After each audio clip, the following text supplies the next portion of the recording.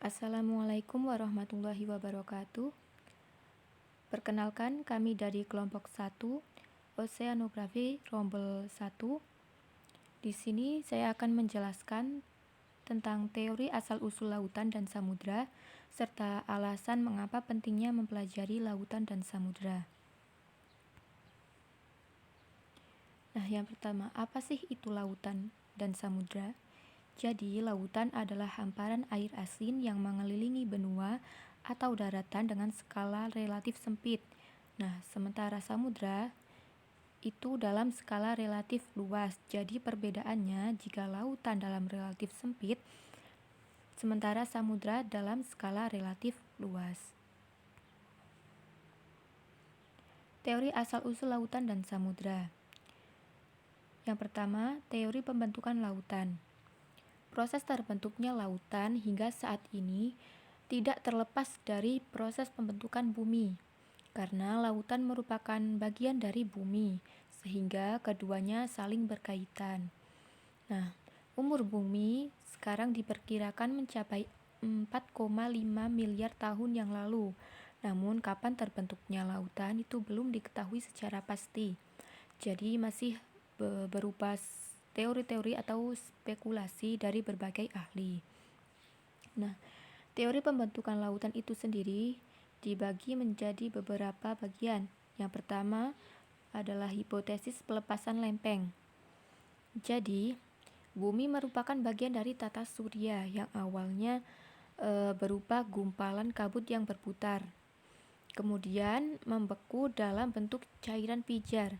Nah, pada keadaan ini, kondisi bumi sedang dalam keadaan tidak stabil karena pada bagian dalam bumi masih cair dan panas, sehingga terjadi peretakan-peretakan karena temperatur yang berbeda di antara kedua lapisan lempeng tersebut.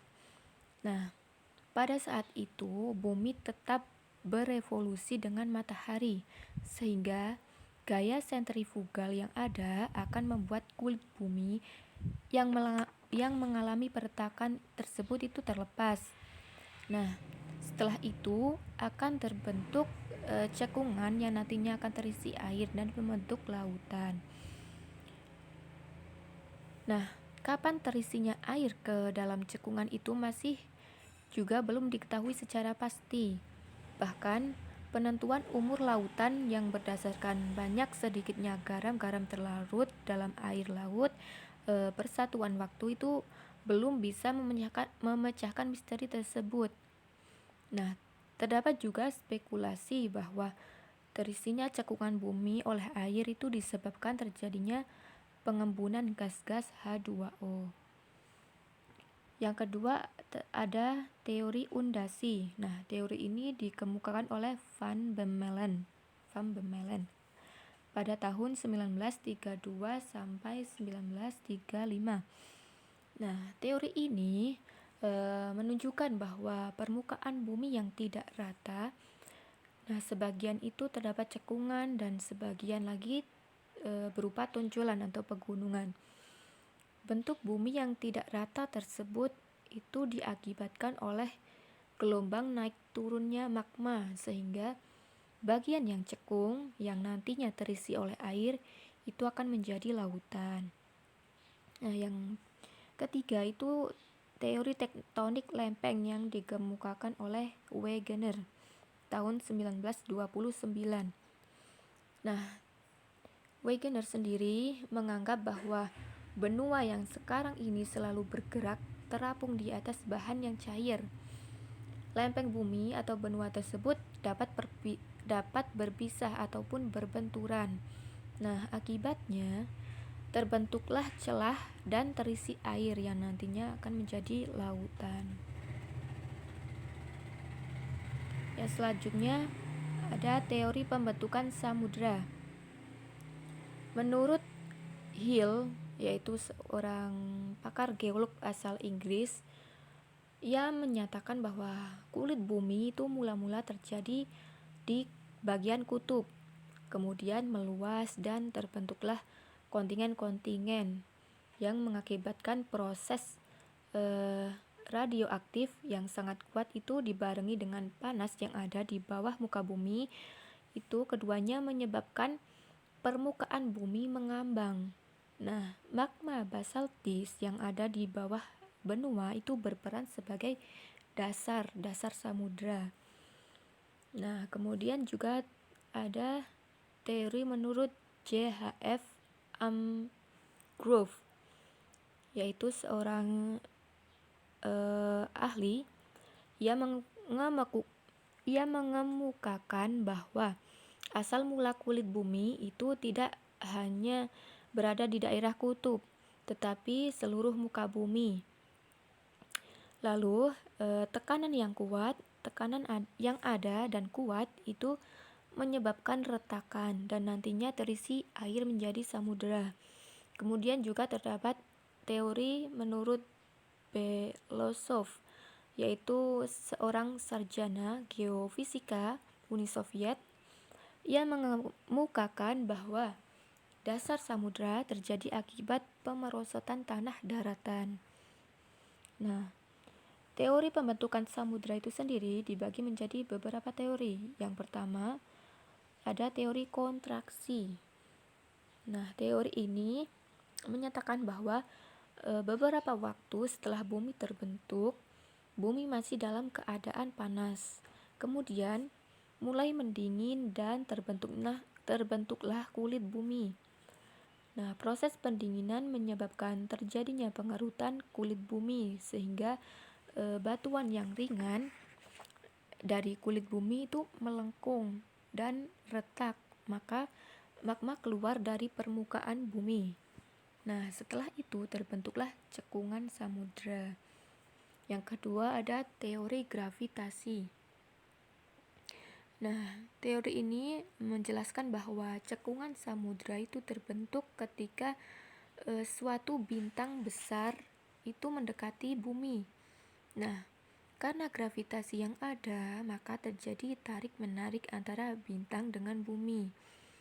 Karena keadaan bumi yang saat itu masih panas dan lunak, sehingga menyebabkan sebagian kulit bumi itu tertarik ke atas atau tertarik ke angkasa luar, dan sebagian lagi membentuk cekungan. Nah, cekungan ini yang nantinya terisi air dan membentuk samudra. Yang ketiga ada teori meteorit.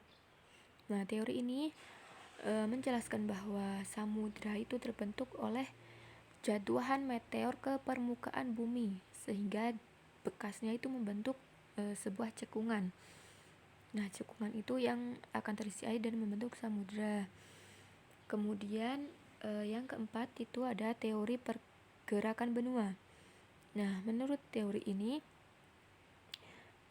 teori pergerakan benua, jadi teori ini dikemukakan oleh Alfred Wegener. Nah, menurut Alfred, ia mengatakan bahwa ketika kulit bumi mendingin sehingga terjadi satu kontingen besar. Nah, karena kontingen itu ringan, maka terapung di atas bebatuan yang lebih berat di bawahnya. Setelah itu mulailah terbagi menjadi dua blok. Yang satu berada di blok utara dan yang satunya berada di blok selatan. Kedua blok itu dipisahkan oleh samudra yang disebut Tethys.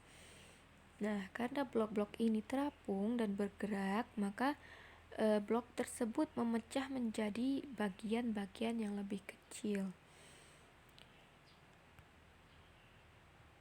Nah, yang selanjutnya, alasan pentingnya mempelajari lautan dan samudra. Nah, dalam mempelajari lautan dan samudra itu sangat penting karena apa? Karena untuk menunjang kehidupan manusia. Jadi alasan yang pertama itu untuk mengetahui sumber-sumber alam, khususnya mineral. Karena apa? Karena mineral merupakan sumber energi yang dapat dimanfaatkan oleh manusia. Kemudian yang kedua, untuk mengetahui lokasi yang menyimpan banyak sumber-sumber biologi. Nah, sumber-sumber biologi di sini bisa berupa kekayaan alam, biota laut, ikan, dan semuanya yang ada di lautan. Nah, dengan mempelajari lautan dan samudera, kita dapat menentukan karakteristik dan mengetahui lokasi mana yang terdapat banyak sumber biologi yang bisa dimanfaatkan. Nah, yang selanjutnya itu memanfaatkan sumber daya alam yang ada di laut maupun samudera. Nah, setelah kita mengetahui lokasi dan mempunyai bekal dalam pengetahuan mempelajari lautan dan samudera, kemudian kita bisa memanfaatkan sumber daya alam yang ada itu secara optimal. Seperti itu. Nah, selanjutnya untuk menentukan batas-batas negara dengan negara lain. Yang selanjutnya untuk memenuhi rasa keingintahuan dan menambah wawasan. Nah,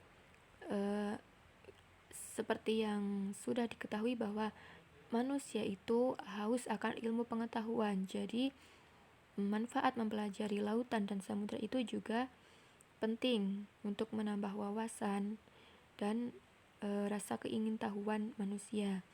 Kemudian, untuk mengetahui perubahan iklim.